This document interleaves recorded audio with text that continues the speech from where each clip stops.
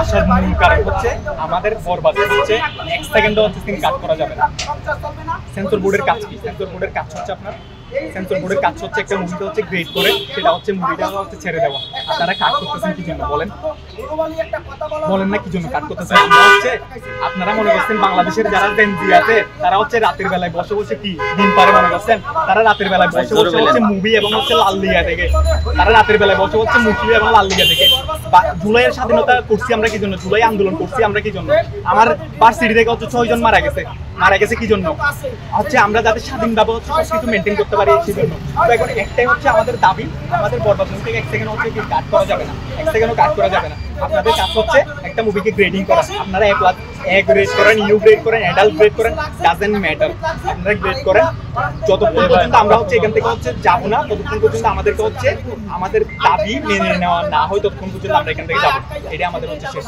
এক্ষেত্রে আমরা দেখতে পাচ্ছি যে এই যে অন্তরাত্মা নামে আরেকটি ছবি মুক্তির কথা রয়েছে এবং যেটি 4 বছর আগে তৈরি করা হয়েছে। মুভিটার নিয়ে কোনো কথাবার্তা বলতে চাই না।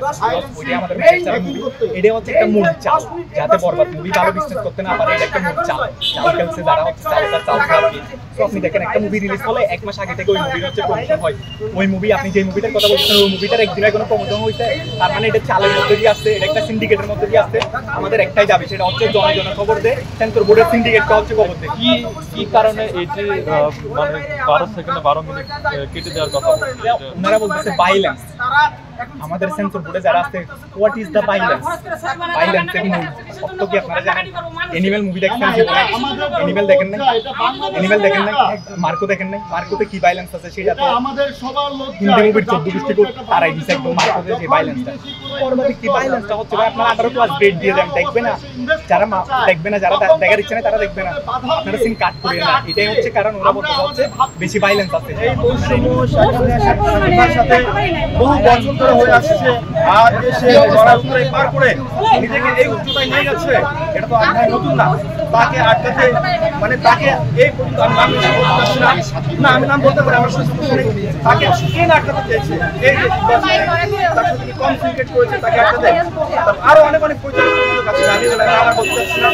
মূল উদ্দেশ্য তাকে আটকাতে হবে, তাকে মুভি করতে হবে, তাকে সেই আদিকালের যে মুভি রয়েছে, যে মুভিগুলো সে করে এসেছে সেইটা মুভি করতে হবে। কিন্তু সাকিব ভাই তো সেই মুভিগুলো আর করবে না, এটাই হলো মূল বিষয়টা। হলো আমরা দেশ সাকিবের সাথে যে সিনেমাগুলো আসার কথা ছিল, আগে অনেকগুলো সিনেমা আনকাট সেন্সর পেয়েছে, পেয়ে থাকে, তাহলে সাকিব খানের বরবাদ তো আলোচিত একটা সিনেমা, কেন এটা কি পরিকল্পিত কিনা?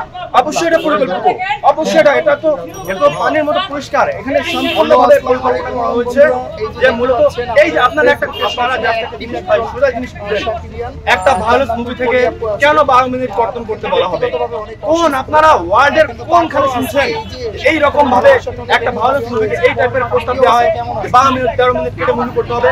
আপনারা কোথায় দেখেছেন? কোন জায়গায় দেখেছেন? আমাকে খালি একটা নাম বলুন আপনারা। Violence movie, violence best movie তো একটা মুভি, এই ভায়োলেন্স এর মুভির প্ল্যানই তো ভায়োলেন্স। সেইখানে যদি ভায়োলেন্স গুলো না থাকে মানুষ কি কোনো মজা পাবে দেখে? এনিমেল মুভিতে ভায়োলেন্স দেওয়া হয়েছিল, ভায়োলেন্স কেটে 12 থেকে কেটে সেটা কি ভালো ছিল না? ভালো লাগেনি। ভায়োলেন্স কেন করতে আসলে সাকিব খানের বরবাদ সিনেমা আমরা আমাদের আগে 12 মিনিট পর্যন্ত যতক্ষণ পর্যন্ত সার্টিফিকেশন না পাবো দুপুর 1টা পর্যন্ত 12 মিনিট আমরা সাকিব খান যারা সিনেপ্রেমীরা অনেক আপনি ভাই সাপোজ 12 মিনিট মুভি কন্টেন্ট করা হয়